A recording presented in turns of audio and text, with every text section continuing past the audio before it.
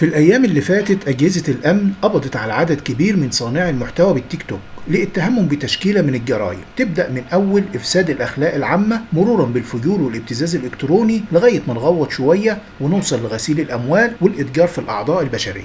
وكان من أهم الناس اللي اتقبض عليهم الفترة اللي فاتت زي ما انتم عارفين شاكر محظور ومداهم وسوزو الأردنية وممكة ومساجدة، لغاية كده عادي ومفيش أي مشاكل، ناس غلطت والأمن لازم ياخد مجراه، مش كده ولا إيه؟ من المنطلق ده أجهزة الأمن كملت شغلها عادي خالص وتوجهت للقبض على البلوجر ياسمين اللي تخلي الحجر يلين، ده اسمها على التيك توك مش انا اللي بقول كده. المهم ياسمين دي اتشهرت بين الناس على انها بتقدم محتوى خادش للحياة لا مؤاخذة يعني، وبتستخدم في فيديوهاتها ايحاءات جنسية والفاظ مش كويسة. المفاجأة لما قبضوا على ياسمين اكتشفوا انها ولد مش بنت، ولما سألوها او سألوه قالت لهم او قال لهم انها بتعمل كده علشان جذب الرجالة والشباب ولتحقيق الارباح المالية. ده كان كلام الناس لغاية دلوقتي، واشوف وشكم بخير.